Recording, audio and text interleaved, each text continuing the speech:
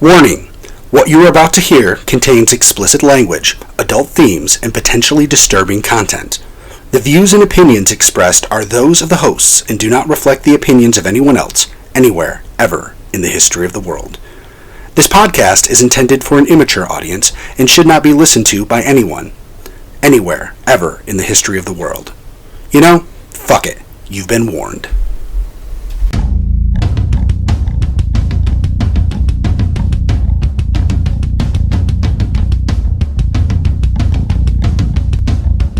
Ladies and gentlemen, dorks and dweebs, nerds of all ages, GeekPod Network Productions is proud to bring to you the most electrifying middle-aged guys in Syracuse, the Doctor, Hugh, the Pod Whore, Paul Showens. Alone, they are single geek beacons in a dark cop drama world. But when the mics go hot, they are GeekPod. God bless me!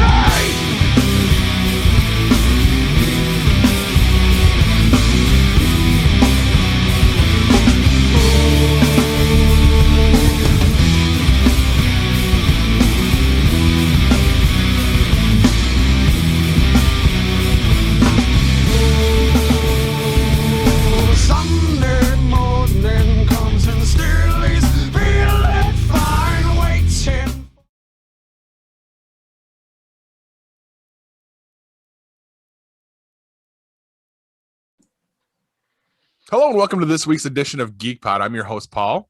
I'm Hugh. And I'm Corbs. I'm Kevin. He's so enthusiastic until we hit record. Guys, what's got you geeked?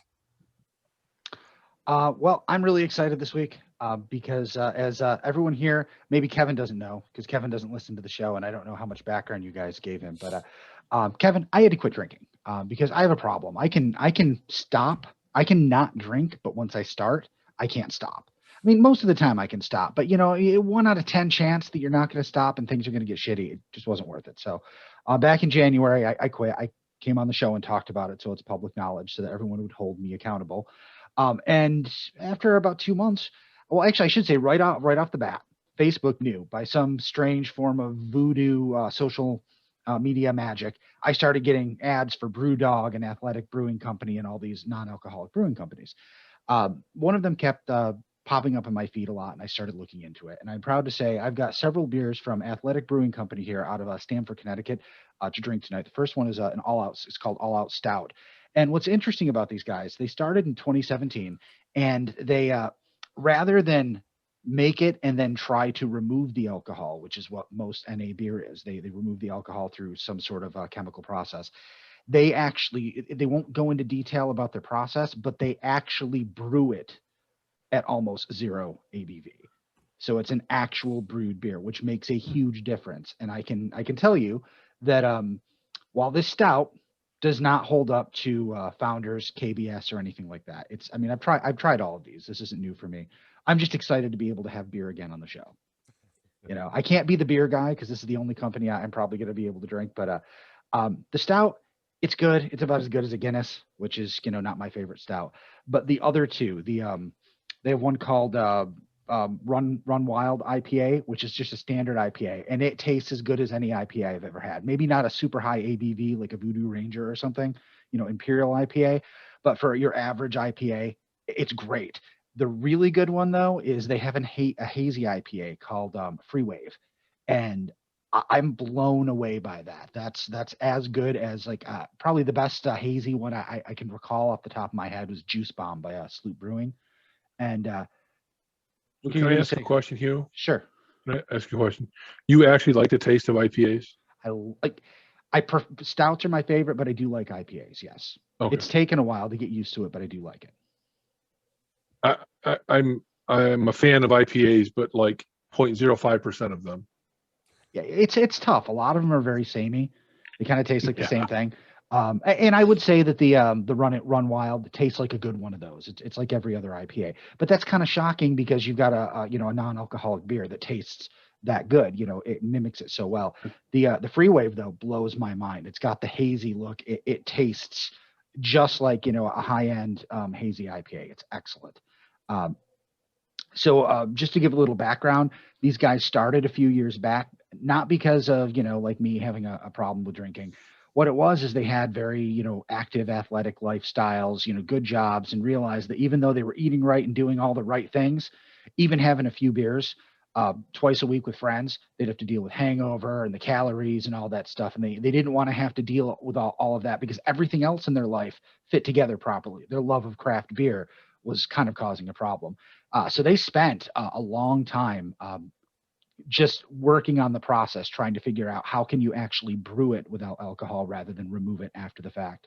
And interesting to note, they did so well that last year, I mean, they only started in 2017. Last year, they opened a second location on the West Coast so that they could distribute more places. I actually picked up some of this from Trader Joe's yesterday. No, yeah, they sell it locally. It's really been a big deal. And when they started, they'd go to like beer conventions and they'd be told by everyone in the business, like, there's not a market for this. Well, it turns out there really is. Maybe it's not everyone, people like me who love beer but just have to stay away from alcohol. Maybe you just want to mix a few NAs in there so you don't get as drunk at the party, or maybe certain family events. It's more appropriate to do that because you don't want to get weird. Like one of the founders said, when you get to your sixth cranberry and tonic at a wedding, you're really starting to hate life. You just want to have a beer, but this is a solution. And I mean, if you guys want to check it out, it's the Athletic Brewing Company. They do have a tap room, which right now is only doing curbside. But I'm hoping when things open, maybe making a road trip down there, because we usually take a trip or two over the summer. If I can find some other stuff for the family to do there, it'll probably be a go. But the idea of there being an entire tap room that's all non-alcoholic stuff, especially if they have food, I mean, it's a good place to take the family. Nobody's going to be stupid, and it's not going to cause any problems. Pretty exciting. It is exciting. Pop that fucker open. I'm going to. There it is. That's really cool. I've never heard of a beer, NA or otherwise, brewed specifically to not have alcohol. I think it's a great idea. Oh yeah, I am thrilled because while you may not have known my personal details, because Paul may not have thought to tell you that when you started coming on the show, I'm sure that you heard before that I was the beer guy. That was my thing. I was all about beer. Well, I read the police reports. So, but yeah, it was having that taken away from me. While I think I've dealt with it well, I won't say that there was an internal conflict. It felt like something was missing. And tonight I popped open a Run Wild, made hamburgers and roasted broccoli. Just cooking in the kitchen. That's usually like when I want to have a beer, and it was fantastic. I kind of feel like I'm myself again, except I'm more myself than I was. Right, you got a little bit of the sense of normalcy back. Exactly. With it. Yeah, I get what you're saying. And he says he dealt with it well. Just remember, guys, he had to buy a new entertainment center. What? I'm basically doing the read between the lines, and you rage destroyed your old entertainment center. I'm starting that rumor. No. I'm just kidding. It wasn't an entertainment center. It was a table, and it's on my porch waiting for my brother-in-law to pick it up. Okay, I was just being a dumbass. I didn't think that was actually leading into something. But... That's awesome. I wish I could animate, because I would totally do that. Something else that you guys will find funny. So at least Paul knows. Generally, I'm a fan when it comes to vaping of like the gun style, the trigger style, smock devices. That's what I have several of these. Pick something up. It's still from Smock, still very similar, but there's a reason I had to buy this. It came today finally. Basically the same thing. It's a slimmer profile. But I don't know if you can see it. Never mind. On the side of this, you know what it says? Keep it in front of you. Is it a trigger? No, it's still the same style. It's a different, but it's called a D barrel. Okay.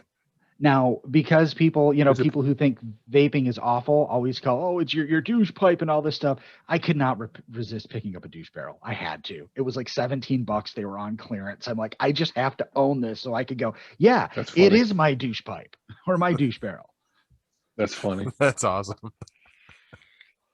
But that's it. Fantastic. Corbs, what's got you geeked?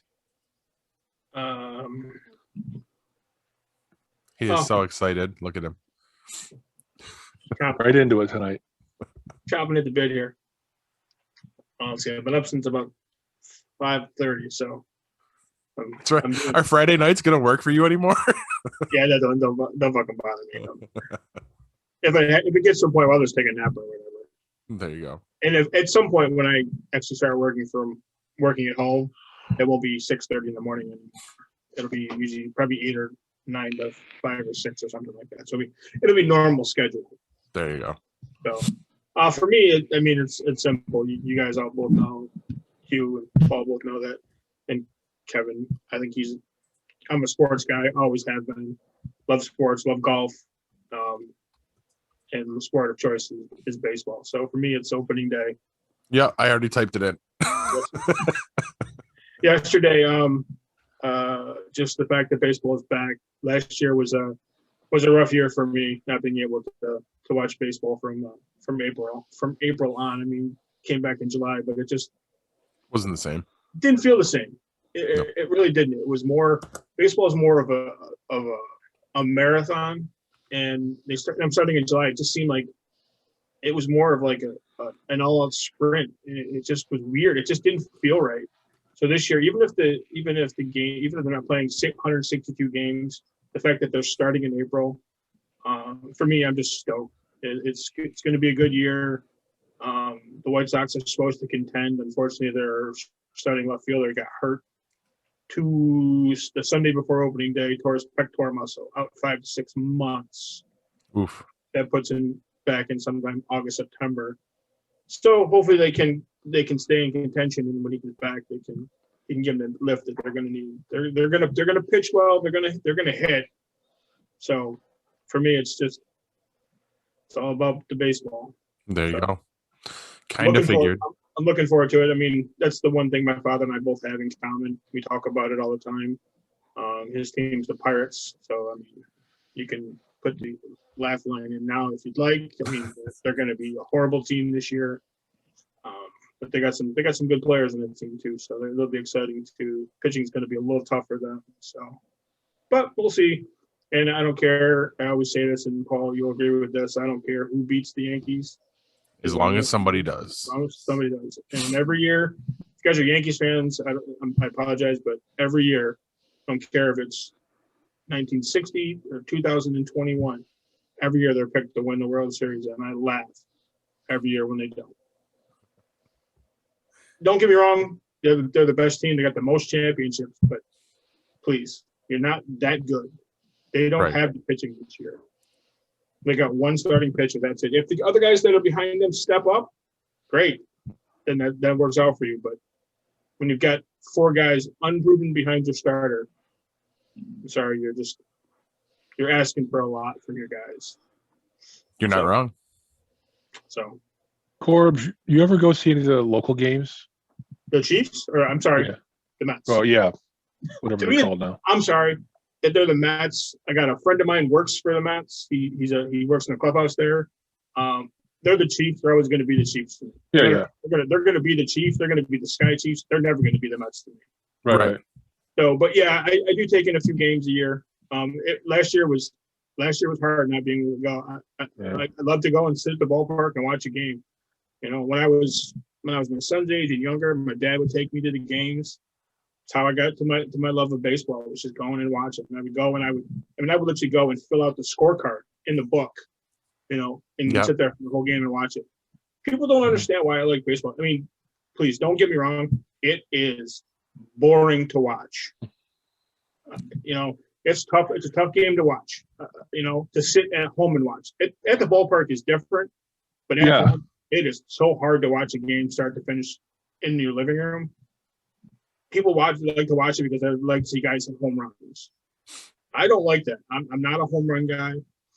I'm more of pitching and defense.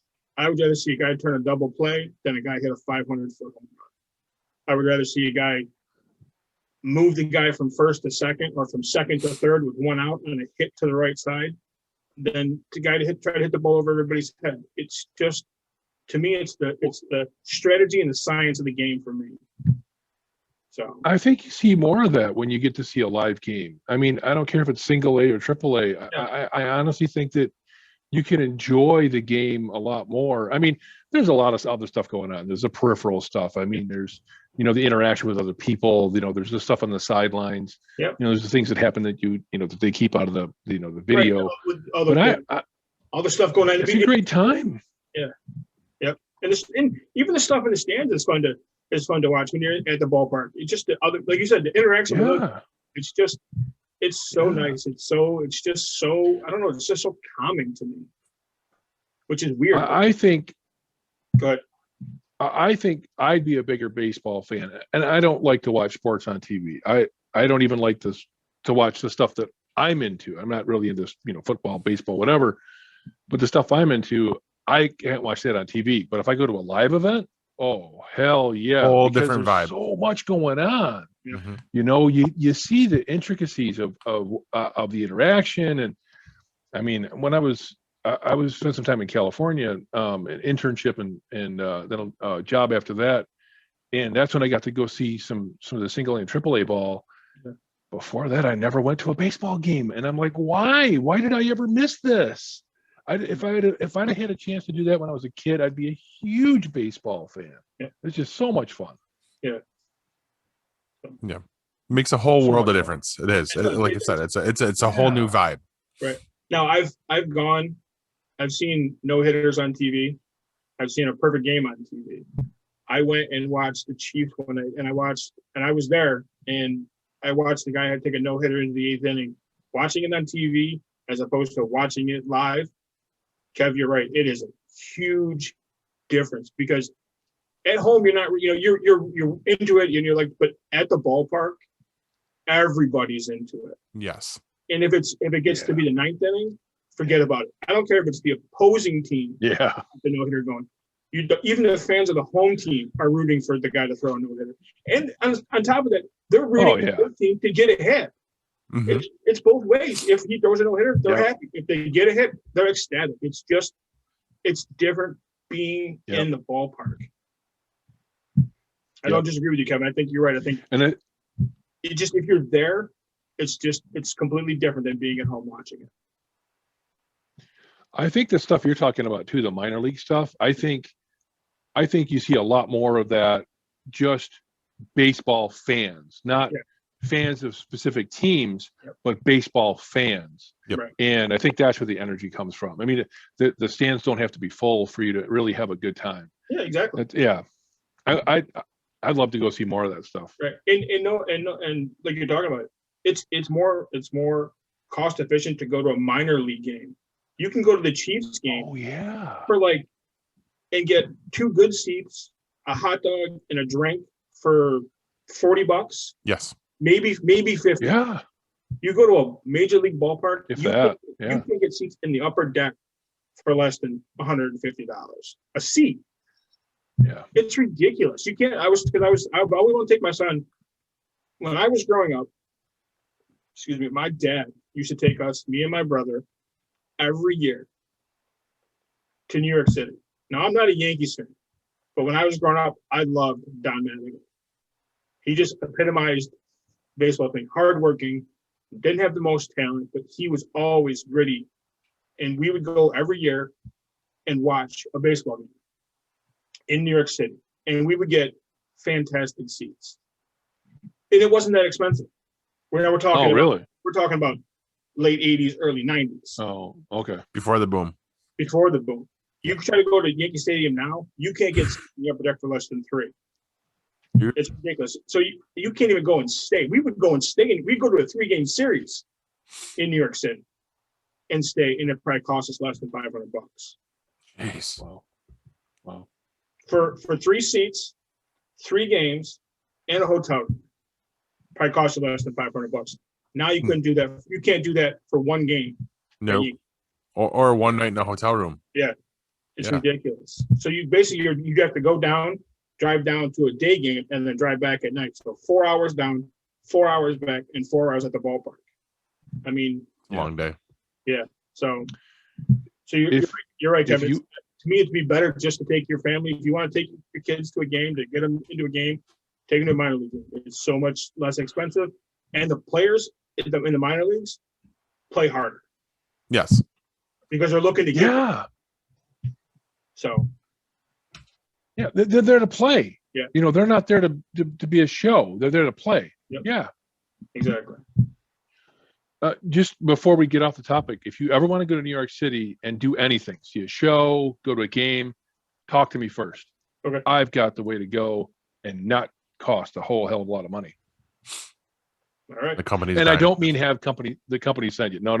That's not what I'm talking about. That's much better. Don't get me wrong. That's much better. The way I have, it's out of your own pocket, and it's not bad. The price is, you end up not spending a whole hell of a lot of money. You can have a great time. Nice. That's it for me. Yeah. And now he's a travel agent. Well, no, his background's appropriate then. I grew up in upstate New York, and I never cared two shits about the city, to be completely honest with you.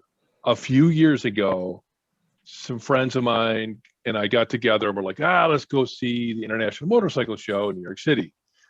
From that time on, I learned the tricks and how to go down, stay inexpensively, but stay well, travel inexpensively, and be able to do whatever you want and just have a great time. And it's not expensive. And we've had a great time every time we've gone, and I'll share it with anybody that wants to hear. Nice. Hugh, I think that's how we get to cover New York Comic Con. There you go. I like that idea. But Kev, what's got you geeked? So I never talked about this on the show, I don't think. I'm Power show? No, fucking Power Show. Excuse me. Sorry. Excuse my French. Man, I had a hard time with that today, and I still didn't get it fixed. You think? No. But I'm sorry, I didn't mean to interrupt. Yeah, I got Yes, a I big.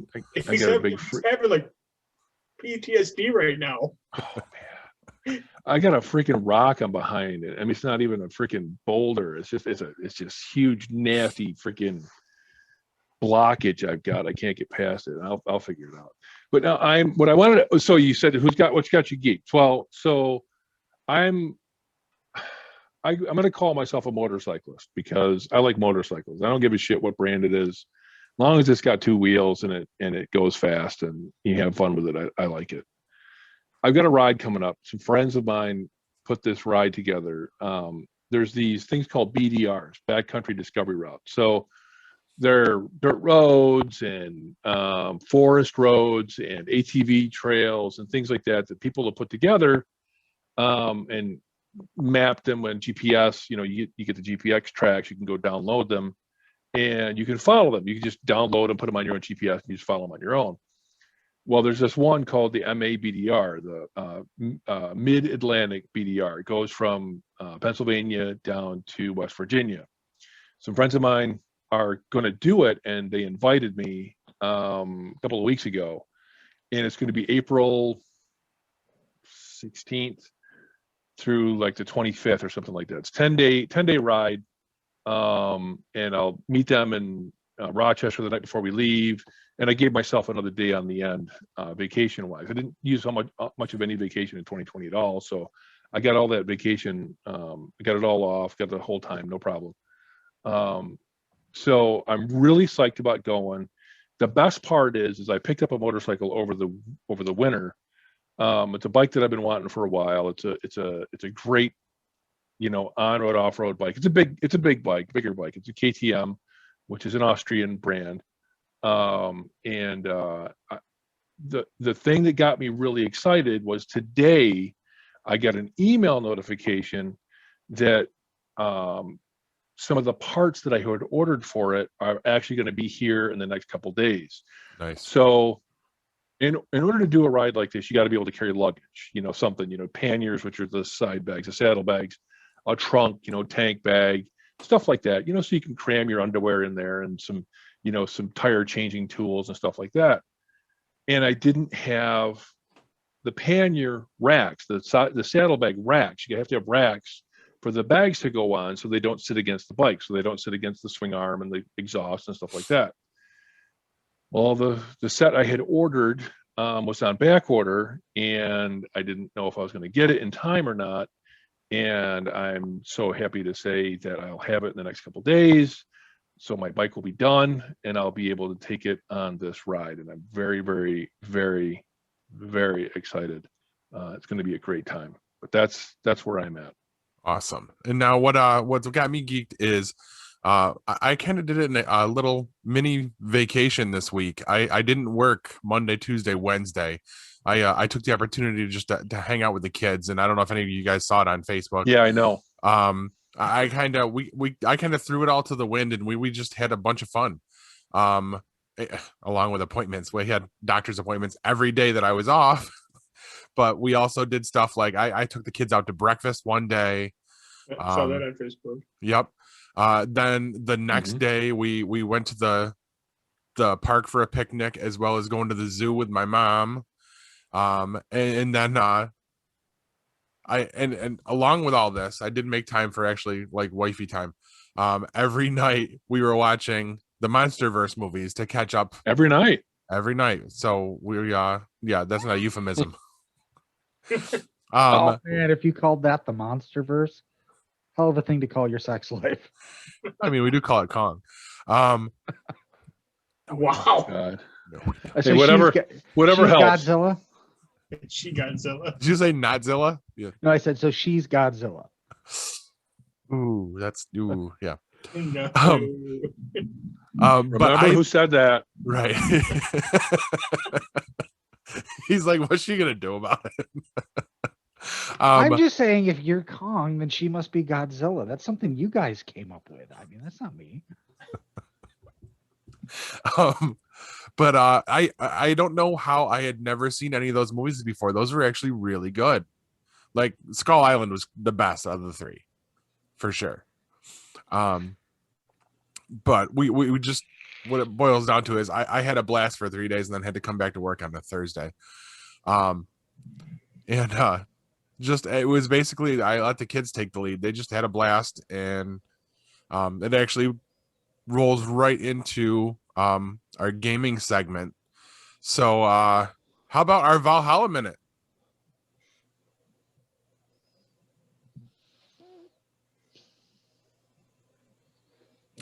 Okay, moving on. What else are we playing, guys? I discovered something this week, and Paul, you're going to want to know this because you had messaged me asking how I got my PS5. Word of warning, all right? Because my PS4, I gave it to Avery, and then she immediately lost it, so it's not hooked up right now. And I need it hooked up because I discovered that your cloud saves don't transfer your saves over for Avengers. You have to go into the game, so I have to power up the PS4 and do a save migration to put it in a special cloud before you can download it on the PlayStation 5. So just be aware, if you get a PS5, do that. Because don't sit down going, all right, I can't wait, I'm going to play Avengers. No, you're not. Wah, wah, wah. Yeah. I've played no video games this week, but I did play Pokemon Battle Academy. And I don't know if you know what that is, but that's an all-in-one box set that teaches you how to play the Pokemon card game, because my kids are ridiculously into these things. So we got that box set, and we actually all learned how to play it. And I think I'm going to steal some of their cards, build a deck just to kick their asses at this point. So. Do you actually use like the Pokemon cards? Like, yes. Yeah, it comes with 3 decks of cards, pre-built decks already, but they have a ton of cards as it is. And of course they want to build their own decks, but I'm going to have to build their decks because they don't quite grasp it yet. But, and it was pretty funny. Madison mud stomped Kylie, like destroyed her. And Madison is super sweet and nice. And she was trying as hard as she could to not kill Kylie's Pokemon, and I'm like, that's the fucking point of the game. But she was like, no, I won't attack. I'm like, yes, you will. Like, do it, finish her. But yeah, you're gonna finish her. I have a birthday, Mortal Kombat. Yes, which is coming soon. I can't wait. Yeah, I can't wait either. Sorry, I just had to throw that out there. That's all right. Corbs, did you play anything this week? No. That whole pesky work thing keeps getting. Yeah. You played employment. I did. But hey, 2 weeks, I get my first paycheck next week. So awesome. That's where the fun begins. That's where, yeah. So I've been still living off that government money. Still got government money saved, so I'm okay. But it's nice to see what that first paycheck's going to be like, so I'll know kind of what I'm getting. So be nice. And then of course my golf is going to be starting. So that's what you'll be playing every week. Yeah, my golf. I go out and actually physically go out and throw my golf clubs around the golf course. Perfect. Hugh, you have anything to add for video gaming? I already did, dude. Yes, you did. Well, Avengers, yes. I am, but I'm also watching the list. So, Kev, can you take it away in 7 minutes? You digital or analog? It's up to you. Oh, I mean, digital. On the digital side, I'm still playing Settlers Online. I don't know if I ever. I told maybe Paul and Corbs that before. Just hanging out with that. It's in the Easter event right now, and I'm there's different things you can do in there to gain lots of experience. And during the events, you can get a hell of a lot more at once. So I'm gaining levels and experience, and I'm in with a really good guild. So they're very helpful, and it's a good time. It's more of a 2 clicks and go do something else kind of game. Right, let it roll. It's a lot of fun. Perfect. And now for your tabletop review, you've got one that I've actually heard of this week. Oh, all right. Well, that is me. So, all right. So this week, and again, I'm going to plug the website that I use to get all the information that I get on tabletop games, and that is boardgamegeek.com. Now, this website is fantastic. It's run by a couple of guys, one in particular that I've seen on a few podcasts, and I can't think of his name right now. I probably had way too much bourbon tonight, and my memory is bad because I'm old. But anyway, boardgamegeek.com. You go on there, you can get all sorts of reviews, and you can read what real people think about these games. And they have ratings, they have playthroughs, all sorts of great information. But tonight's game, and this is one of the 2 that I have of this series. It's called, can you see it? Sometimes. Ticket to Ride. Ticket to Ride. Okay. Now this one is disappearing. Days of Wonder. Now what Ticket to Ride is they call it a Rails sort of game. So it's about connecting your train routes from, in this case, one side of the United States to the other. Now, the idea is the longer the route that you can connect, the more points you get. So if you have a route that has, let's say, 6 or 7 parts, you're going to get a little bit more of a bonus than somebody that has a route that only has 2 parts.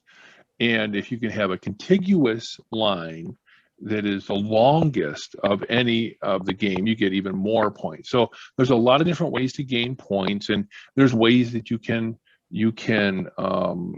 gain more routes, and you can block other players. It's got a phenomenal board that you put out, very artistic, very well thought out, very well built. See if I can show you the back of this. It shows the see if I can do it again. I know it's hard. I know. I don't know what's going on with this. That board looks just like the planet Earth. Ticket to Ride. Yeah, I know. Ticket to Ride, Days of Wonder. Look it up on BoardGameGeek.com. And I'm fuzzy. Am I fuzzy to you guys? No, it must be fuzzy you. to me. Yes, you are very fuzzy. Hold on a second. Let me do this because this fixed it last time. There you go. You swapped your. So my camera has a hard time focusing. Very, very on the easier side to play, quick to learn. So if you're playing with folks that, like I said before, don't really want to take the time to learn the intricate rules of a game, they just want to get in and start playing. Maybe you're playing with a bunch of alcoholics like me, or you're just playing with people with short memory like my wife, or short attention span, I should say. This is a game that they can jump right into, and you can be playing within a few minutes. And for 60 to 90 minutes, you can be having a great time. I highly suggest it. I know a few people that have these different, and that's the great thing about Ticket to Ride. There's different games. So I have 2 of these. The other one I have, which I'll probably do a review of later on, or if I ever get invited back. It actually has 2 versions because the play board itself actually has a front and a back, so you can play it two different ways. You find these all over. We found this one in Syracuse again, same place we found the other games. Read Play the game, play read the story, or yeah, that one. And both of the Ticket to Ride that I have, we found there. So, and I know that they have them there. Last time I was there, which was about a week ago, I think I saw a couple different versions of this there. A lot of fun for anybody that you can think of that would be interested in playing a board game that's different than than just playing the same old Monopoly all the time. It's a lot of fun.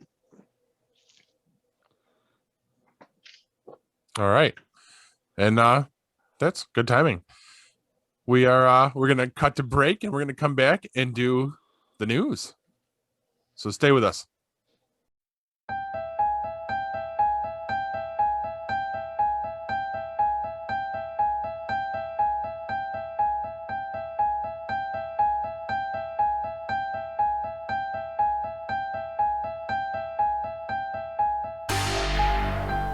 The 4th annual Sci-Fi Horror Fest is coming with an all-new location, new celebrity guests, and more to enjoy.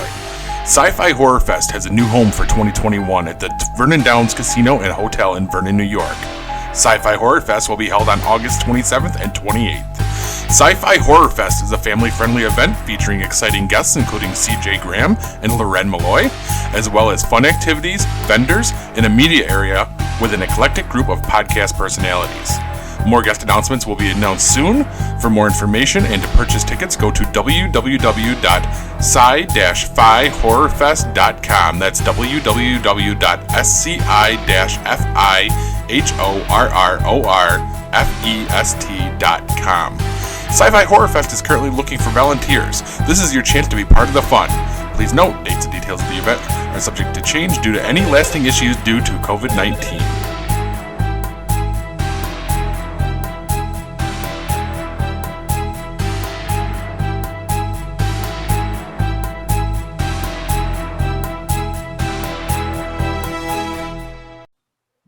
And we are back and going right into the news. Now, things are going to be a little different this week, guys, because I don't actually have news stories.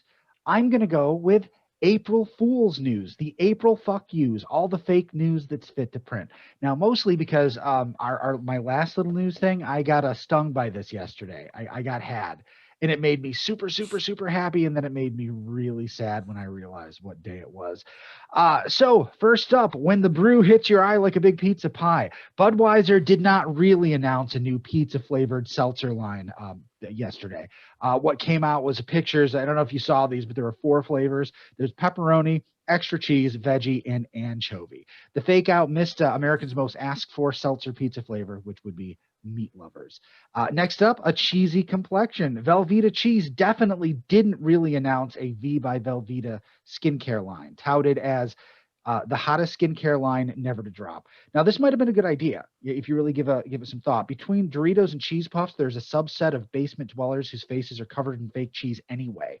So let's make that work for them, right? Finally, don't go breaking my heart. Comicbook.com posted yesterday saying Warner Brothers had decided to go forward with 2 Zack Snyder Justice League sequels based on the enormous response it received. This was presented as fact, and Paul, I'm betting you probably saw this particular news story. Did you? Yeah, it was kind of presented as fact. I didn't see any indication that it was a joke. Fuck you, comicbook.com. You were dead to me. All right. Did it break your heart, Paul? Did you get excited when you saw that? Yes, I was super psyched for it, and then reality hit. Yeah, I did. I got ASMR, that whole head tingly feeling. I'm sitting at the table. My wife's like, what? I'm like, oh my God, I couldn't believe it. And then she's like, honey, it's April Fool's. I'm like, it's awful. Fuck you, comicbook.com. Comicbook.com. I can't even say their name right because they suck. And that's the news, kids. Now I'm going to go slap on my stethoscope and lie to fat people about their health.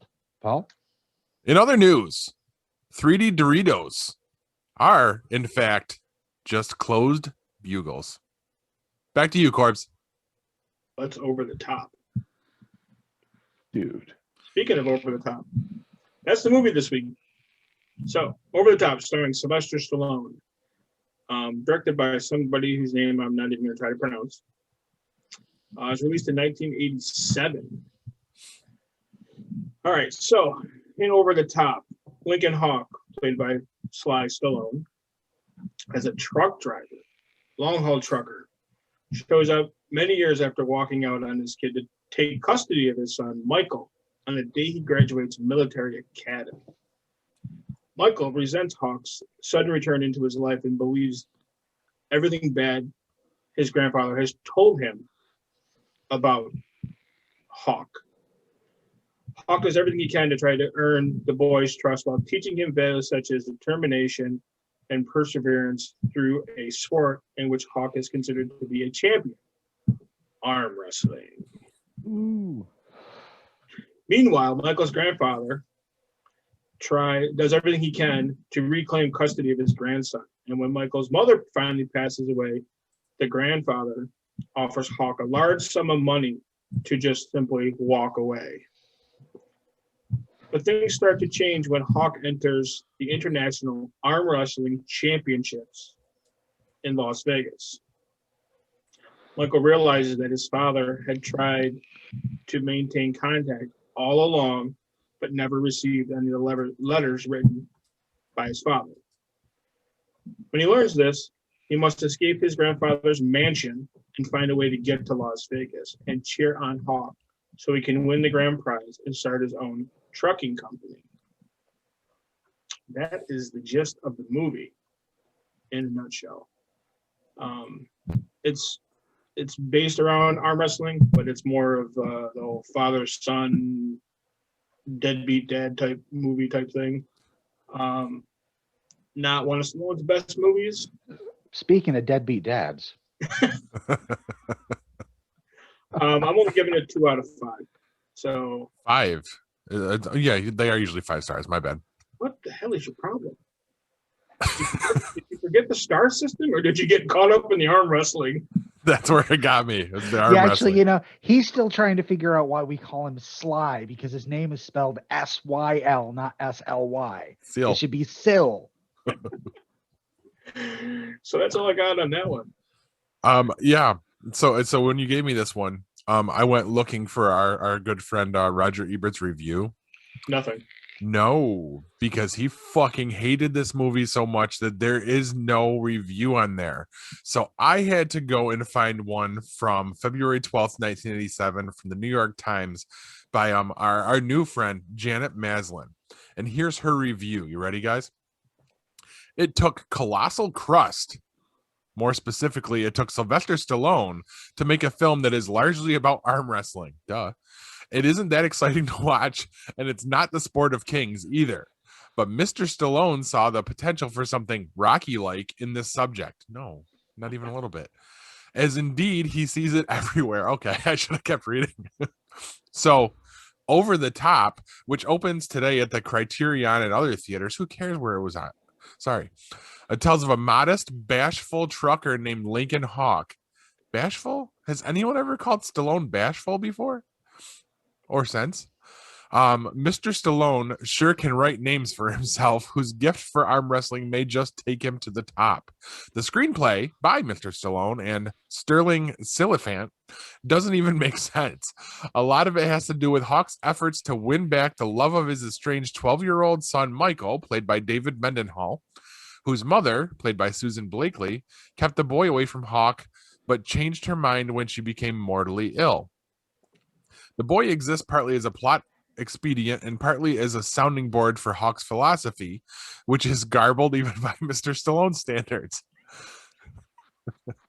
Winning isn't everything. Hawk teaches the boy, though it's pretty clear he lives for little else. And even if you lose, you can lose like a winner. That's good too. But whatever you do, never give up. The boy is able to parrot this right back to his father by the time the story is over. Sign up for the movie's update. Whoops. I forgot to get that part out of there. Mr. Stallone assumes a humble air As the trucker, whose work is never fully documented, it may be that he only drives to the gym and the hair salon. The star has been very nicely groomed and has developed biceps worth showing off. A lucky thing, since they're on camera most of the time. Menahem Golan, who directed Over the Top, concentrates admiringly on the Stallone physique and later branches out to pay a similar attention to a number of huge, mean-looking galoots who play the cream of the world's arm wrestling talent. Some of the final arm wrestling matches, pitting Mr. Stallone against these behemoths, feature slow-motion photography, abundant grunts, and horrid little crunching sounds. Mr. Stallone has also given himself a rich adversary in the form of Robert Loggia, who plays Loogie. Loogie, there you go. Bobby Loogie, who plays Hawk's powerful father-in-law. Poor Mr. Loggia, God damn it, they got to keep using the name, must grapple with absolutely hopeless dialogue, such as, "Do you actually think you can get away with what you've done?" and endure the humiliation of having Mr. Stallone drive a truck through the gates of his mansion and across the lawn. This is the kind of film in which the mansion's front lawn includes lots of white statuary, and Mr. Stallone breaks it all. The film seems to advocate reason as a good first approach to any problem and all-out destruction as the next best thing. Over the Top, which is one of Mr. Stallone's more muddled efforts, but by no means a flop on the order of Fist or Rhinestone, includes a phenomenal number of plugs for various products. Brute Cologne, Adidas Sportswear, and the Las Vegas Hilton are featured prominently and often.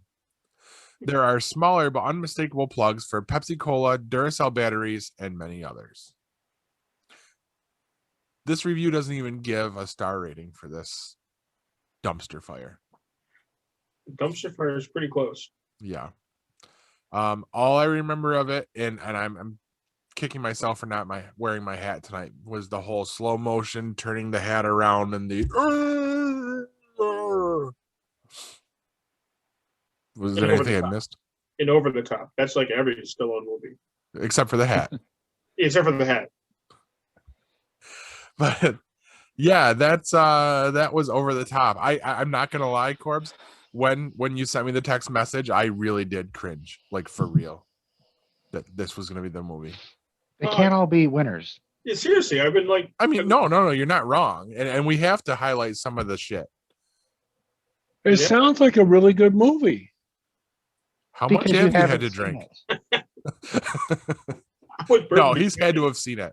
Everybody our age has run into this fucking movie somehow. Yeah. Well, unless you're from a different planet. Like Tatooine. They see it. Yeah. Hey, look at you. There you go. See, I like Tatooine. All right. So yeah, there was our classic movie review. I wouldn't call it a classic. Okay. We've reviewed some classics. This one is not dumpster fire. This may be the first line of a real bad dumpster fires. You're not wrong. You're not wrong. But we're gonna switch gears and Hugh, take it away. All right. So I don't know if this is a part PSA, part rant. I'm gonna get a little personal because some things happened today, and when we started this, Paul, we kind of said, there were no rules, or we kind of put everything out there. So first of all, I want to say, if I happen to run into the physician's assistant, or maybe he's a doctor now, but the man named Darren Quee, who I actually thought was really cool and said some nice things about on this program a few months ago. If I ever see him again, I'm going to wrap his impossibly skinny frame around a telephone pole twice, and then run into that pole with my car twice, assuming my car can still run after hitting it once. So I finally got insurance last fall, and in October I went to the doctor, blood draw, everything. And I think I told you this, Paul. It started because I had that issue while we were in Maine, and I had to see the doctor. Well, I got a doctor, got a checkup, got everything. Doctor said everything's fine. Everything looks good. I'm like, wow. I'm a fat guy. At that point, I was drinking a lot still. Well, not a lot, but drinking. And I kind of figured it was going to be bad news. My wife thought it was going to be bad news, and he's like, no, everything's fine.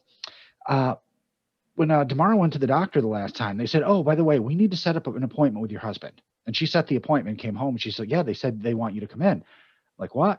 And she thought, maybe it was because he left the practice right? And the new doctor wanted to see me for some reason. I thought, hey, they just want another $30, but whatever. Okay, Right. the doctor says you got to go, you got to go.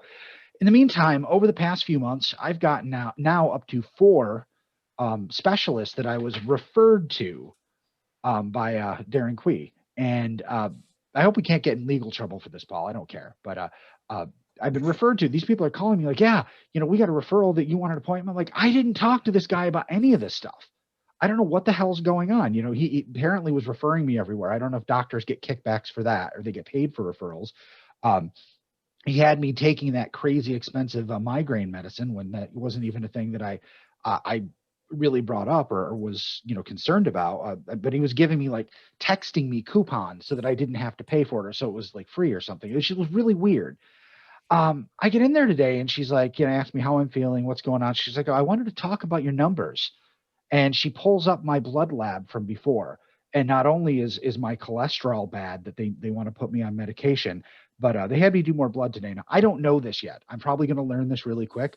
But I'm diabetic.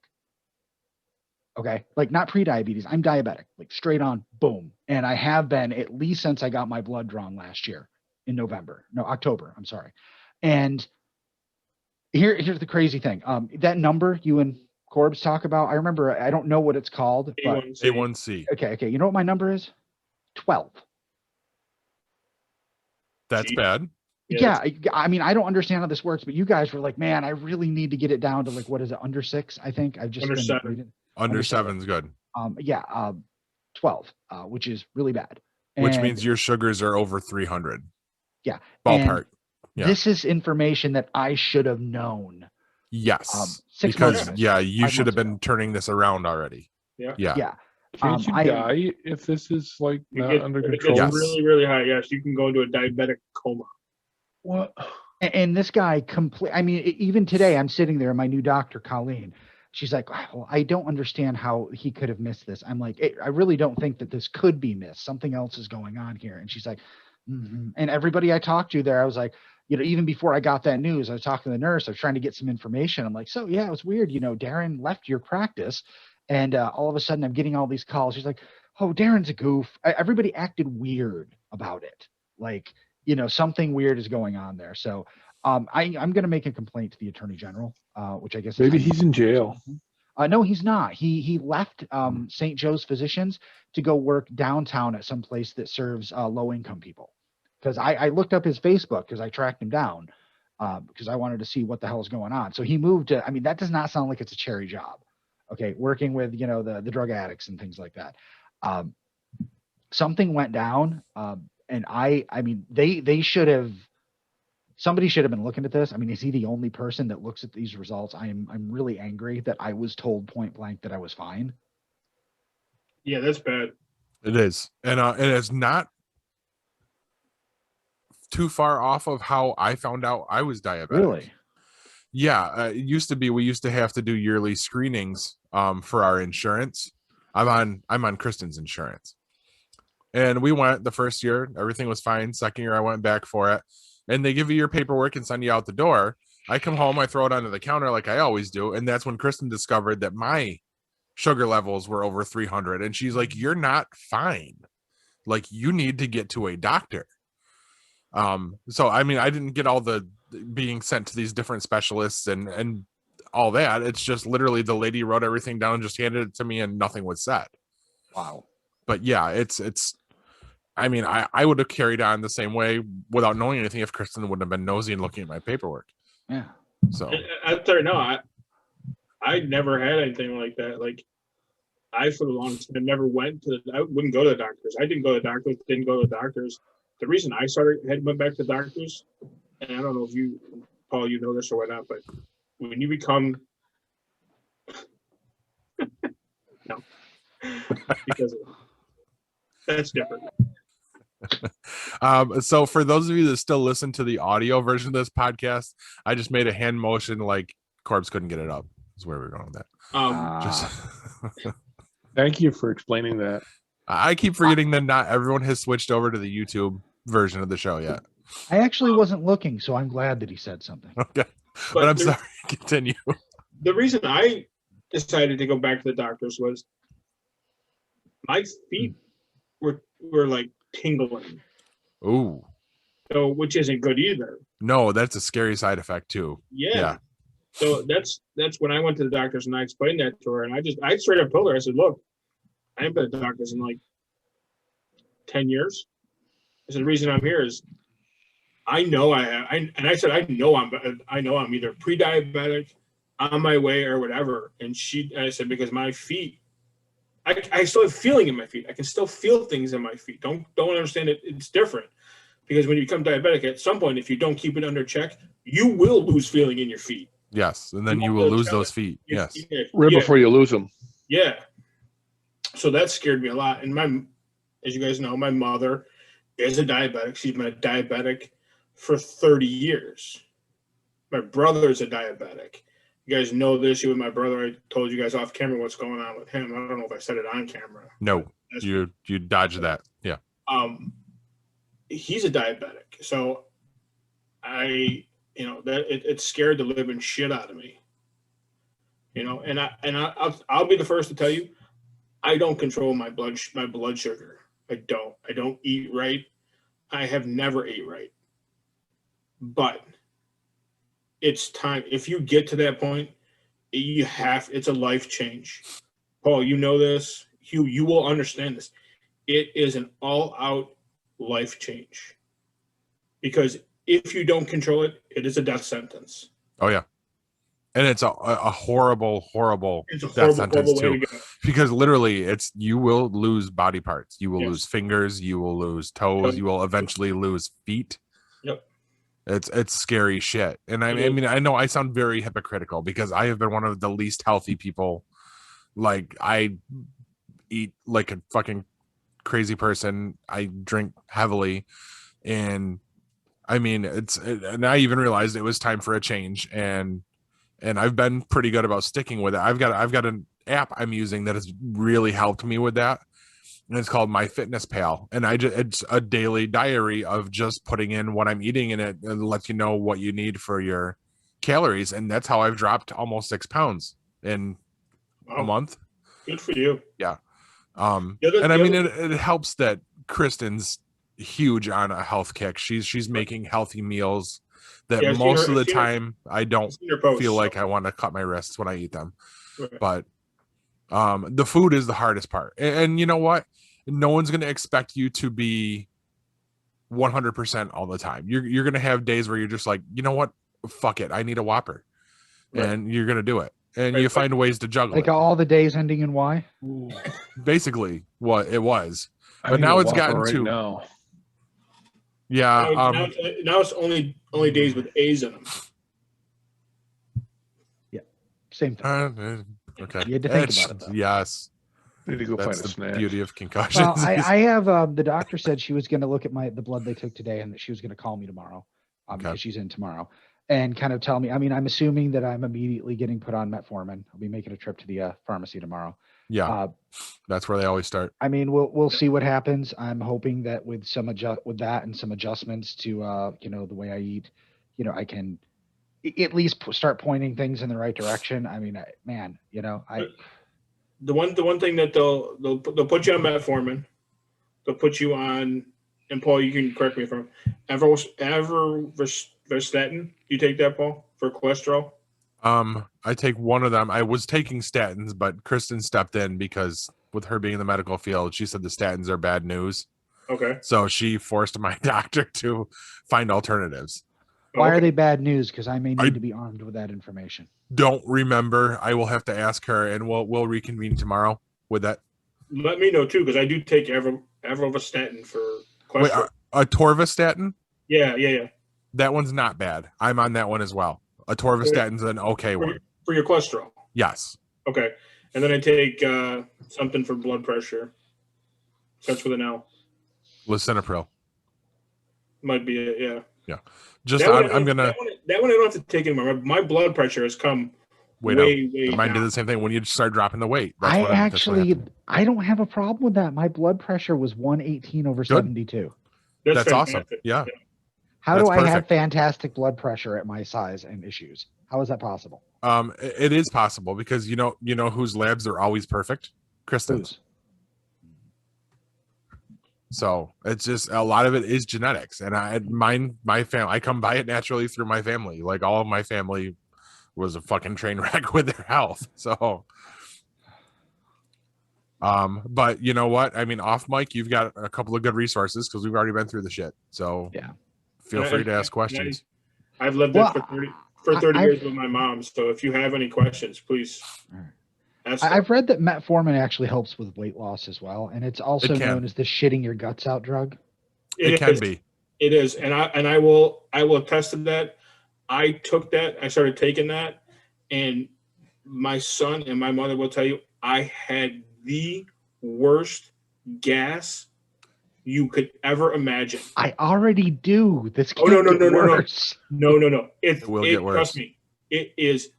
I literally could clear out in a restaurant if I sat in the back corner and farted. Perfect. It was that bad. Like my mother couldn't stay in the same room. Now she's taken metformin. She knows the side effects to it. It was so bad that I had to, and you're not wrong, Hugh.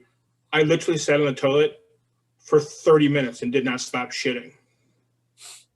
You'll lose weight because you won't be able to keep anything in your system. It didn't do that to me. I was one of the lucky ones. I didn't get those symptoms. On the same token, there's people like Paul. It doesn't have any effect. My sister-in-law was on metformin. No effect to it. I take it, and I couldn't stay off the damn toilet. I literally had to call in sick to work because I couldn't get off the fucking toilet. Milk does that to me. Milk? You're lactose intolerant? Yeah, I don't. I like milk. Nobody around me does. That's awesome. So if you have an issue with that, I take, and I don't know if you take the same thing, Paul, I take Ozempic. I take Ozempic and I take Zig Duo, which is the pill that sounds like a band name. Yeah. And no one can ever like pronounce it right. Like even at the pharmacy and stuff, they're always they try and fancy up the name, and I'm like, no, it's just like it sounds, Zig Duo. Ladies and gentlemen, Zig Duo. I love that guy. I saw him wrestle in '86. So yeah, He was one of the little tiny wrestlers, right? Yes. Can we agree that wrestling and MMA are the only two sports that are better on TV than live? Yeah. Oh, yeah. No, hold on now. I saw a WW. What did it used to be? Way back when, WWF or something like that. Back at the Fulton War Memorial, when I was a kid, and the Killer Bees were there. Oh, the Killer Bees, dude! Yes. I'm telling you, it was awesome. It was freaking awesome. Is that where you got the inspiration for the mustache? Because B. Brian Blair had the same mustache, didn't he? No. It's not like you can go, I'm going to grow a mustache like that guy. You don't have that much control. You don't have the option. No, we went over that last week. See, but I know what you're saying, Hugh, because I've been to plenty of live WWF, WWE events, and oh wow, does it make it look even more fake? Yeah, I mean, I'm not saying it's not fun to go because you got the crowd and you get to see the guys live, but on TV you get a more complete experience with the commentary, the different angles. You can actually see shit. I mean, I went to a show once as well. I saw Hulk Hogan against Sergeant Slaughter and Macho Man and either Jimmy Snuka or Jake the Snake. But it was a good card. It was right there at the Syracuse War Memorial, and I was up like there was nothing behind me except the wall. I was up as high and as far away from it as you could possibly be. But my dad bought me a foam Hulk Hogan finger, so I was happy. But yeah, I mean, unless you're in the front row, you're not getting a great experience, and even then, you're going to miss things that you get to see on TV. Yeah, I was at the exact same event. Really? Oh And I had the exact same experience. We were also nosebleed seats. Oh my God. We might have been next to each other. We could have been. I was like 10 years old, 10 years old. And Hogan stayed in the ring for like 20 minutes after the event was over flexing. I remember Maybe that. I don't even remember much. And I couldn't see much. I mean, Right. it might have been him. It might have been someone else. Maybe I thought it was the guy cleaning the ring. I couldn't Right. tell. Could have been the jizz mopper. Who knows? So funny thing, my father used to be a police officer. Well, he used to be because he's retired now. He used to work the wrestling shows. Nice. Oh wow. So he used to go backstage with the guys. So one time when they're there, my dad's walking the guys to the ring. And one of the guys is Jake the Snake. He walks Jake the Snake out to the ring. Now my dad is deathly, and I will say deathly afraid of snakes. Oh God. So Jake comes to the door. My dad meets him at the door. Just getting ready to walk out. He says, "Jake, do me a favor, please. Leave the snake in the bag." He says, "I'm deathly afraid of snakes. If you pull the snake out, I'm gonna shoot it." So Jake is like, "Mr. Corbett, no problems, no problems. I won't pull the snake out this time, I promise. Keep him in the bag." Goes through the match, he's wrestling. So he hits the guy with the DDT. And the snake is in the corner where my dad is sitting. Oh God. And he walks over and he's got this shit-eating grin on his face. Takes the bag out, whips the snake out over the chest of this guy. And now my dad is beat Screaming white. like the girl behind you. Oh, beat. He is beat white. So he picks up the snake, Jake does, and stares at my father. That sounds like him. Yep. And then proceeds to chase my father out of the ring area Oh my God. with the snake in his hand, laughing the whole way behind him. Yes. Tell me that's on film somewhere. I have no idea. I couldn't tell No, you. not if it was local. local. Gotta be. But that, oh my, and I was at the show because he when he worked, he used to take us. Right. Oh my God. That's awesome. Hysterical. And going to these shows, I met people. I've met Hogan. I met Macho Man Savage. Bret Hart. I met him and his wife. A couple of people. Slick Rick. I met the Macho Man. Now you guys are all wrestling fans. You know who Macho Man is. You're not the only guy to meet Bret Hart's wife, but that's a different story. That's a very different story. Macho Man was that way, like over the top. You brother, when we met him, like, I believe it. He carried on a persona. But when my father was, because he had to make a phone call when he was there, he had to make a phone call. So he was using the payphone in the lobby. Now you guys know as well as I do, these guys go out anywhere outside of the arena and they're hounded by fans. Mm-hmm. Yeah. Especially a big name like that. Right. So my dad had to stay with him by the phone so nobody bothered him because people would come up and want an autograph while he was on the phone. So he did that, and he said to my dad, he goes, "Look, anything that you want, you name it, and I will do it for you, just for doing this for me, to keep these people away from me." He goes, "All I want you to do is meet my kids." He goes, "Bring them down before my match, no problem." That's awesome. Walked down there, shook his hand, and he That's was, awesome. oh my God, ripped. Shockingly, he was. I mean, but we're talking back in the 80s, 80. That's what steroids do. Steroid, right. But those guys, all of them, were just great people to meet and talk to. Like I used to go when they were here, they would go to the Denny's on 7th North Street. Yep. And we would go to the shows and we'd go to Denny's afterward. And these guys would all show up there. And Yep. they'd carry on with the fans there at the Denny's. And it would only be a few, not a lot of people knew that they would go there. A lot of times they'd close the Denny's. But if you got in before, you could stay in there. So Right. we would leave the show like a half an hour or so early and then drive to Denny's and 7th North Street and sit there and wait for these guys to show up. And they'd come in and have a great time with you. Laughing, joking, food fights, stuff like that. And the people at Denny's didn't care because they would leave them thousands of dollars just for sitting in there with them. It was just a great time. So Yep.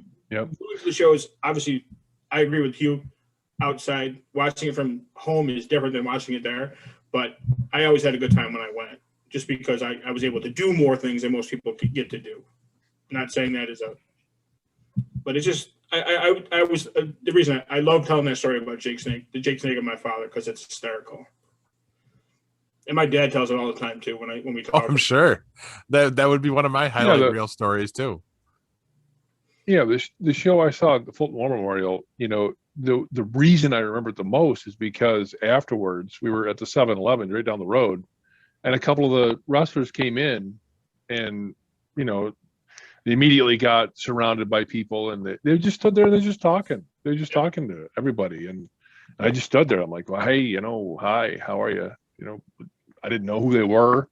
Didn't matter. Didn't make any difference. Now you've got me imagining the Macho Man Randy Savage using a payphone to make a call. Like he's like, gets on there and it's a simple question like, do you see my blue socks? I can't find them. Can you speak up? It's really loud here. Oh yeah. Something stupid like that. Right. Making a normal phone call. And my only thing is I watched Dark Side of the Ring, which is a TV show on Vice. Yep, I watch it. And they talk about Randy Savage and Miss Elizabeth and the relationship that they had, which wasn't a great relationship. So going back and thinking about it, she wasn't there. I wonder if that was a phone call to her. Oh, could have been. So, just kind of shit you look back on now because, hindsight is always 20/20. Yeah, maybe he was like, is Lex there? Brother. All right, I think on that note, we're gonna cut to break and we're gonna come back and wrap this thing up. All right, stay tuned.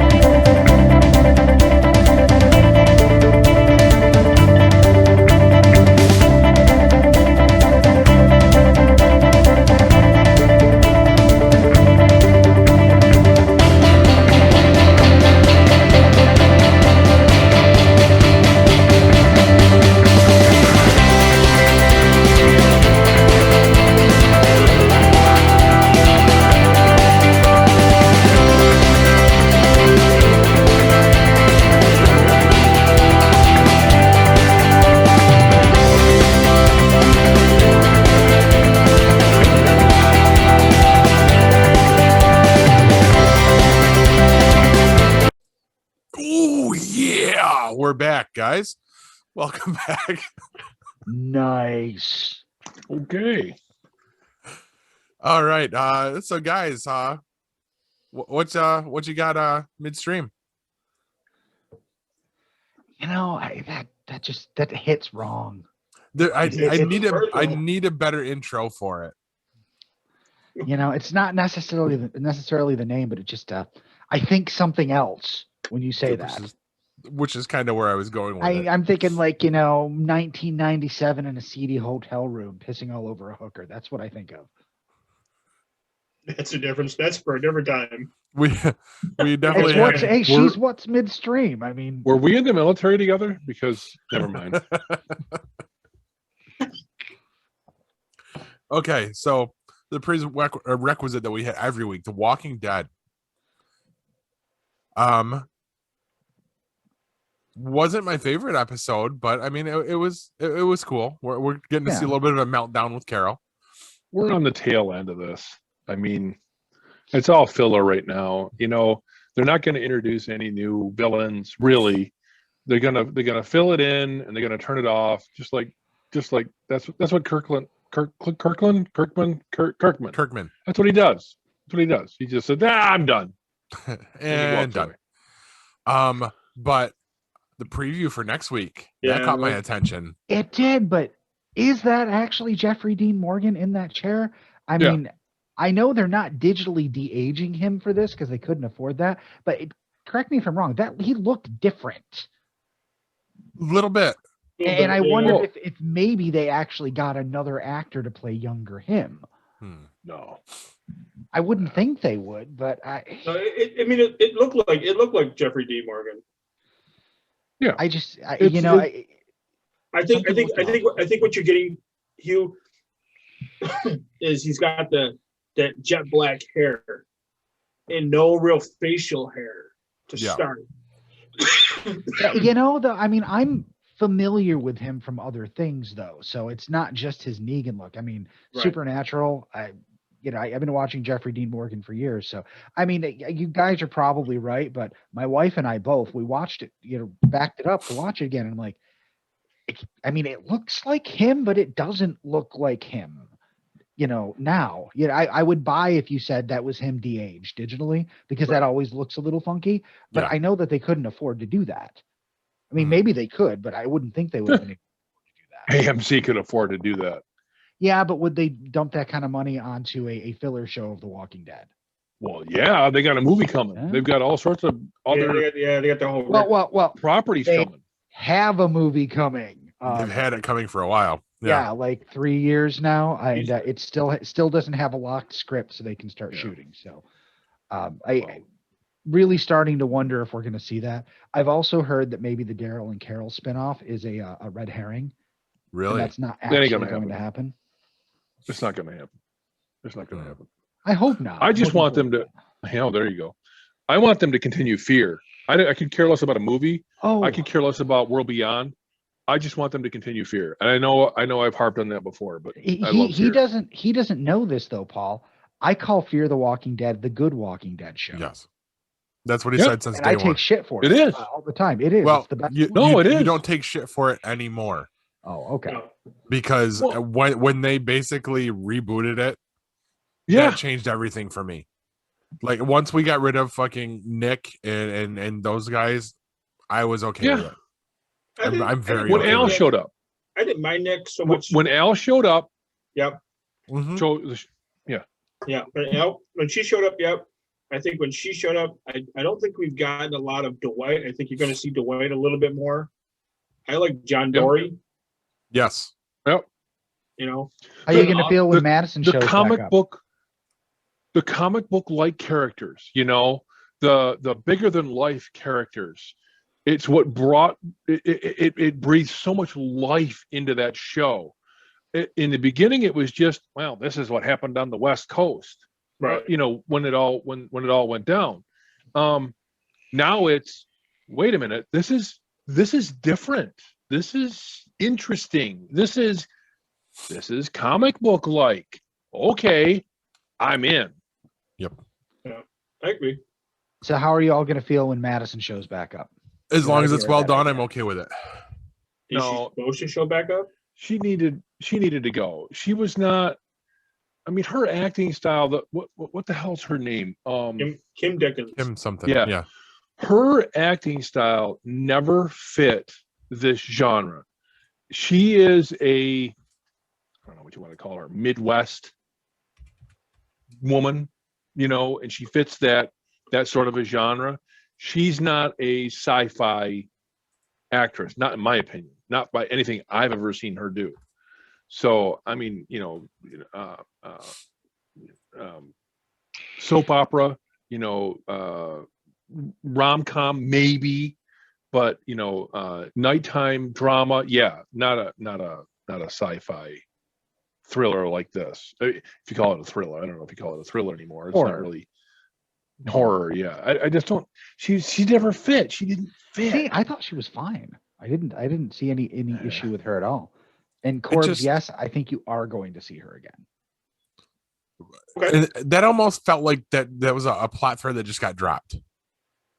Yeah, well, from things that have been hinted at, things that people have discovered from casting calls and places and stuff. For one thing, they filmed at the stadium again. For the back half, they did. Yeah.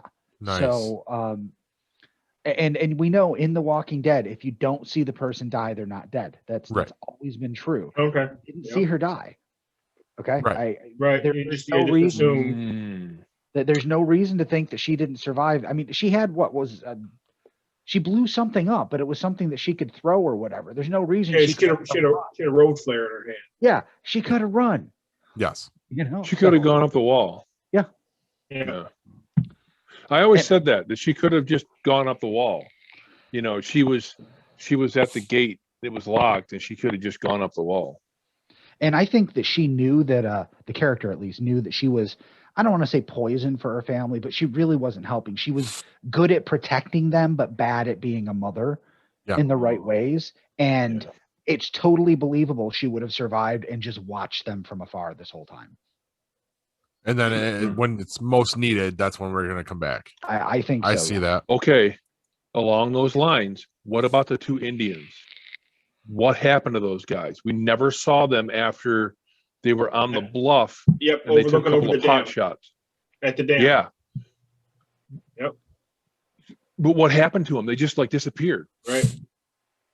2 Indians. You know, I know. They were the guys that were covering. They were doing that. They were sniping. Yes. Sniping guys on the dam before Nick and Dana Salazar blew it up. Right. They were covering the one guy was the head. I don't know if he would call it the chief or what he was, but it was him, and I can't remember who the other guy was. But the Mexican woman, I forget her name. She had teamed up with them. She was with them for a long time. Yes. And then she found. Oh yeah. You know who I'm talking about. So, God, I'm just so bad with actress names. But those 2 guys, they did that. They were there. They sniped that. I don't know. They saved Nick, or they saved. Nick. Somebody else. Nick and Daniel, because that's when Ruben Blades came out. He had gotten. Wasn't that when he got shot in the face? Yeah. Yes. By By Coleman Dominguez there. Yes. What the fuck his name is. Yep. In the show. Yep. But they just disappeared after that. We haven't seen them since. Yeah. Well, we might see them come back with no, because they parted ways with Madison long before that, because then she went on to the stadium. Yeah. Oh, they might have just been forgotten. That was before. Nobody gets forgotten in The Walking Dead. You wouldn't think so, but listen. They brought Max Headroom in. Okay. Yes. He did. Logan. You know, but he was so underutilized. Yep. Pissed me off. And the character was great. I was like, all right, one of my favorite actors is going to be on this show long term. And I mean, they killed him off really quickly for such a big actor. They've done that for several actors. I know. I just in this shortened season. Yes. Robert Patrick, who again, I was excited about one of my favorite actors joining the show, and he dies twice in the same episode. That was freaking phenomenal. That blew me away. That was, I think, one of my favorite seasons from this back half. Episodes, yes. Yeah, that was amazing. Lumberg is throwing me off over there. That's yeah, I'm gonna need you to move your desk. All right, so moving on. Corbs hasn't watched it yet, but Falcon and the Winter Soldier. How much can we get into without completely destroying this for him? Don't worry about it. I'm still gonna watch it. So you guys can go word They for all word. die, Corbs. They all die. Yeah. Listen, you know, it was a 3-episode season. I did not see that coming. There's 2 things I just want to get off my chest. The first is I can't stand the fact that Falcon and Winter Soldier I can't stand the fact that the 2 of them don't get along. You know, their fucking testicles keep getting in the way of them actually being able to work together effectively. And the reality is neither one of their testicles are as big as they think they are. I'm just gonna, you know, it's just not the case. And then the second thing is this idiot that they've got playing Captain America needs to freaking get run over by a truck. Well, I think that's kind of the point. You're supposed to hate him. See, but I don't. I actually like Johnny. But you know that one line, "Do you know who I am?" And I immediately said to myself, Steve Rogers never. Somebody to punch him right in the mouth. Yes. Yeah, and again, like you said, that by design, he is the antithesis of Steve Rogers. On purpose. wanna I go get it. that I far. get I don't that. know if it's an antithesis, but he certainly doesn't measure up to the man. No. Not And at all. that's where they definitely want you to understand that. But I like the character. I like the whole dynamic with him and Battlestar, and the fact that, and you know what, he was way less humble this time than we had seen him previously. Like where he was like, I just want to do the job, and now it's the don't you know who I am kind of thing. Well, because he saw the real heroes call him out. They're like, look, you're a doofus, and we don't want anything to do with you. So now he's like, okay, I'm just going to throw my weight around and see what I can get done that way. Right. But he was even throwing his weight around last episode, and it was still kind of charming. Like when he got them out of jail and basically got Bucky out of his court ordered therapy sessions. Well, and then like a douche, he's hitting the sirens on them to get their attention. Well, yeah, I mean, so he's trying to be buddy, and it didn't work. And so now he's playing the other side of it. So, I mean, he's typical bipolar personality. I mean, that's exactly what's going on. And, it's hopefully he does get hit by a truck one of these days. This episode, and I'm not even going to say what it is. This episode has 2 revelations in it. One is a character that we haven't seen for quite a while, returns. And I think it's a very interesting return. I think that this character is not going to not going to toe the line. I'll put it that way. I think where they are is where they're going to be because they've found that they're more effective in this new space. I'll say that. And then the second thing was the revelation of where the serum came from. Yes. Wow. But I saw that coming last week. Right. Yeah. Now maybe I'm missing something. You mean the guy that made it? No. The guy that made it. But how he got his hands on it. Where he got the original samples from. Oh, okay. Yeah, that. Yeah, you got it. You got it. Yeah. And I mean, the geekiest part for me was, and this isn't huge because we've seen it in the trailers and stuff, is Zemo putting on his mask. I just thought that was fucking awesome. Like they found a way to do it and not make him look stupid, like a complete cornball. Yeah. I still realize he's playing. You realize he's playing both sides of the coin, right? Oh, of course. Yeah. He's in league with the Freedom Power Fighters. Broker. Oh no! I didn't think that. Yes, he is. Go back and watch it. You're going to catch something that he does, and that the leader, the woman, she says something. She knows something that happens, and there's only one way that she could know that. Okay, I see what you're saying. I know where you're going with that. And did you say foul booker? Power broker. Power broker. Yeah. Okay.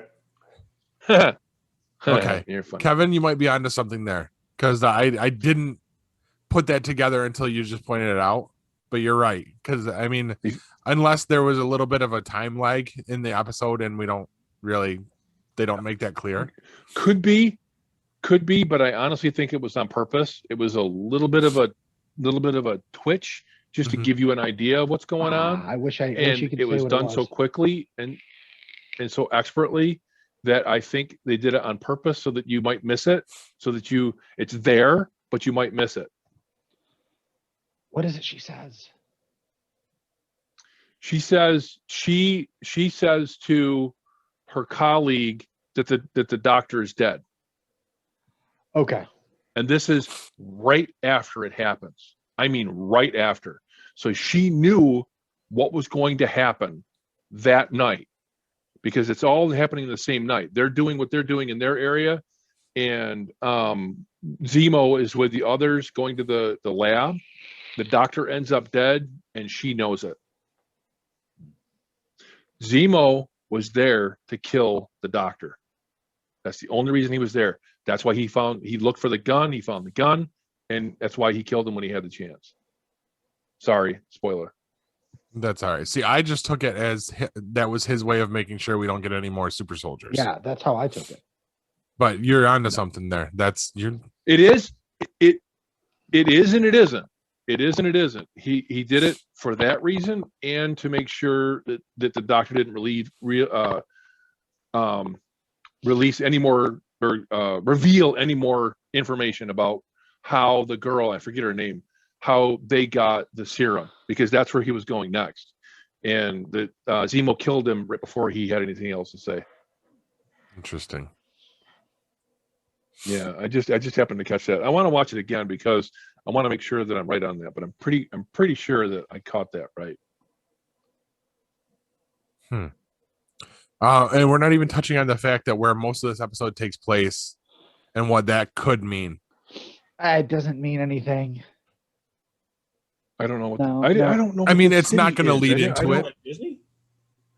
Disney? No, What? the most of the episode happens in Madripoor, which is normally associated with the X-Men, but just because it's normally associated with the X-Men doesn't mean it wasn't a good place to put Falcon and the Winter Soldier for part of Oh, their season. okay. I You're didn't not pick wrong. up on that. But I mean, it's possible, but I don't think they are. no, because I mean, and I'm not insinuating that it's going to lead to that jump where we're introduced to the X-Men in this TV show. That's not going to happen. I'm not watching it then. Right. I'm done. I mean, that's like saying, hey, Bucky and Falcon are in New York. Maybe we're going to see Spider-Man. I mean, it's just a place. It is, but a very specific place for stuff. That's all I'm saying. Specific place that is lawless and run by pirates, which sounds like it's what they needed for this story. And also a very cool looking fucking city. Yeah. From what they showed. Visually, it's new. So lawless and run by pirates. So it's Chicago. Basically, yeah. Okay, Practically. all right. Chicago by way of Dubai. Yes. Ooh, neat. Underground Railroad. I'm trying to think, but that was basically we hit all the big points on that one, I think. Yeah. Anything else we're watching, guys? I mean, that's all I've watched this week, other than all the MonsterVerse movies. So I got one for you. I picked up I dropped Philo, and I picked up AMC Plus and Paramount Plus. So saving $3 a month, whatever. But AMC Plus comes with Sundance and a couple other things. Sundance and IRC or something like that. I don't know what IRL or whatever the hell it is. IMDb, maybe is it IMDb television? Yeah, I don't know what the fuck it is. Who gives a shit? But in there is the I was looking through everything earlier, and I saw that they have the subtitled original version of Girl with the Dragon Tattoo. Now I haven't seen that version. I've seen the one that came out Americanized after that. So the remake, and which was good, which was really good. So we started watching that tonight, and we didn't get through the whole thing. Wow, so much better than the remake. So much better. They developed the story much better, and you really understand who the characters are, and really good. I can't wait to get back into it and watch it again. nice. I've never seen that, either one. Yeah, Me either. So oh, Kevin, it's so good. if you American got Gods Paramount- got if you canceled. got the Paramount Plus, Kev, you might want to check out, and I talk about the show when it's on during the summertime, is Yellowstone with Kevin Costner. We've watched it. We're up to date on it. Good. Okay. So Philo had Paramount Plus. Yep. Was it Philo or the one we had before, which was Sling? I forget. We had it, and we were able to catch up to it. But yeah, Yellowstone, very good. Mhm. Very I've heard good. very good Just things. phenomenal. Great characters. Yeah. Great characters. Yeah, I can't wait for the new season start to find out what happened at the end of last year. I heard it was a huge cliffhanger. My mom Right. got hooked on it. She's hooked on that show, and Yep. Who is? she's told me all about it. Yeah. Who's hooked on it? My mother. Oh yeah, I've got my girlfriend is hooked on it. I was watching it one day when she showed up. Started in like middle of season 2.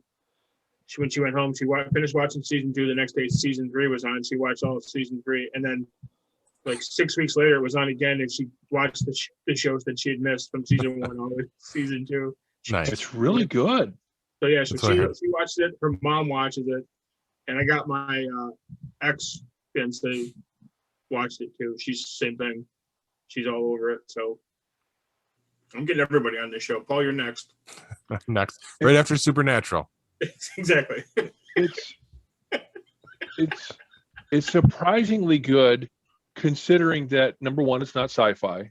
So, and I'm like, if it's sci-fi, I'll try it. I don't just automatically like everything that's sci-fi, but it's surprisingly good because it's not sci-fi. And Kevin Costner is like producer director. I mean, this is his thing. Nice. And I mean, okay, he's a great. I think he's a really good actor. I haven't seen everything he's done, but he I've was seen the quite a bomb few. in Waterworld. I love that movie. I've never seen liked it. Waterworld. I just know everybody bangs on it. Oh, I like Waterworld. I know it's a butt end of a lot of jokes, but I like it. I mean, whatever. I mean, so you have guilt. Who Paul, cares? sometimes when people bang on something that much, it's because the pussy's good. Maybe you should check it out. Wait, the pussy or Waterworld?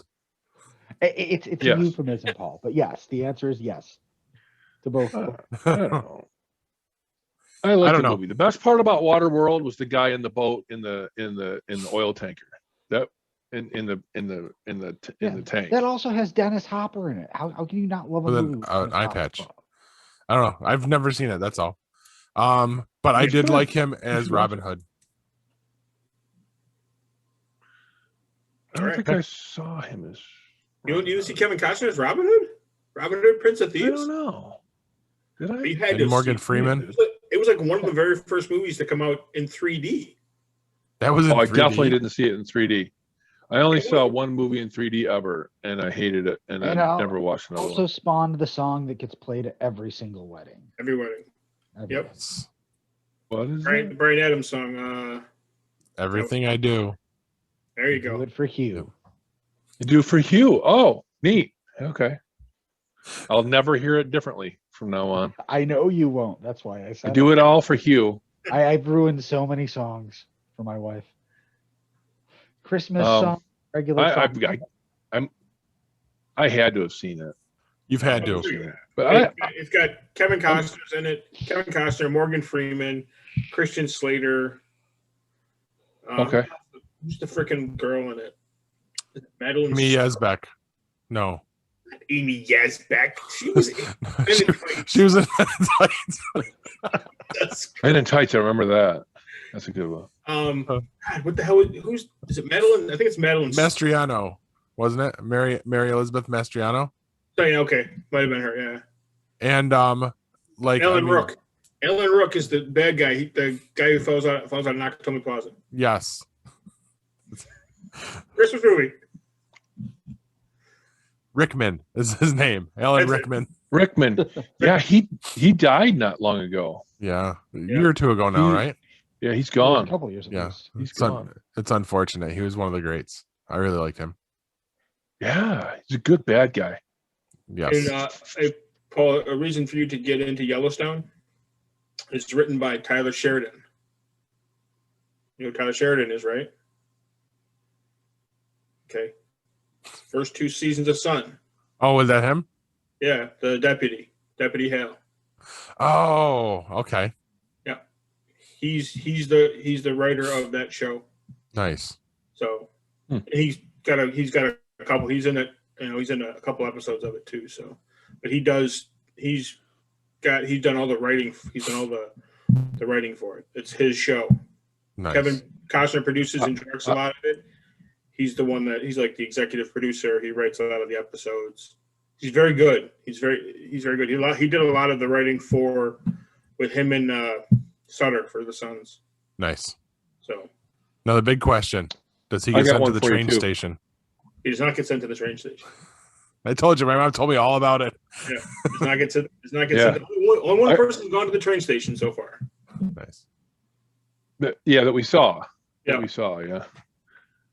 Yep. So I got one for you too. You'll understand what this means, Corbs.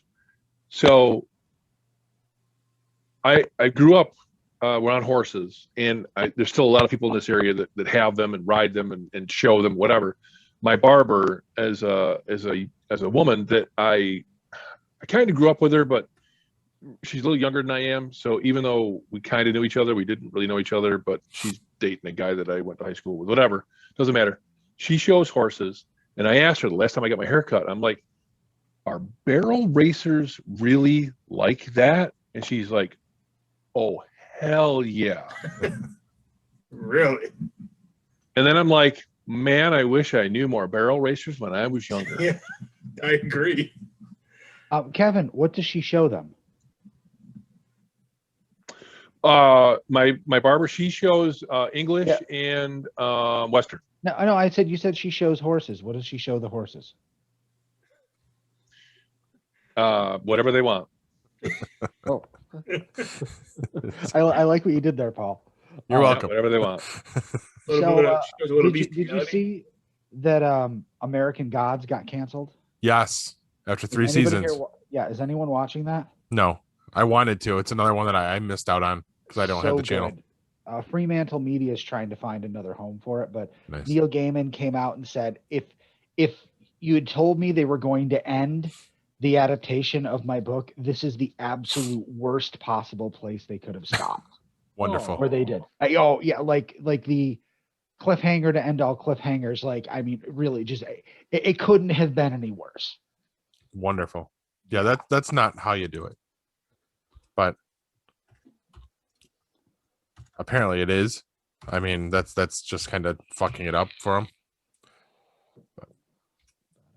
I won't talk about it since you guys didn't watch it, but I mean, even if they don't find a way to complete this, even with like a TV movie or something, I thought it was an amazing show. I mean, like maybe one of the best things on television, even with all the background drama and things that went on.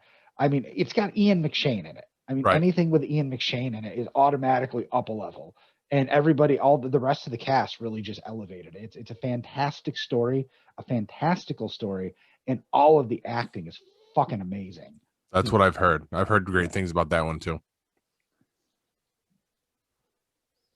Never had a chance to watch it, or I never took a chance to watch it. And that was Stars, right? Yes. Okay. Which explains why I haven't watched it. I don't have Stars either. So. You are a star, Paul. Hey, thanks, buddy. In his I head. think so. Yes. You took that from me. Thank you. Just put a star out. That's where if I was a better editor, I'd do a starburst behind me now. Got to work on your editing. You have no idea. Also helps if I have all of like the elements I need, for a week in advance. You know, Paul, actually, I think everybody who listens to the show has an idea. They must, because they have ears. That's very true. Hey, it's way better than it used to be. That's for damn sure. Mm-hmm. But that's about all I got. You guys got anything else? Well, before we wrap up? No. All right. Then I guess it's time to drop a wisdom nugget. I'm going to drop your nugget. Okay. Every summer, people spend a small fortune to live like a homeless person for the weekend. And they call it camping. Good night, everybody, and megabyte me, bitches. This has been a GeekPod Network production.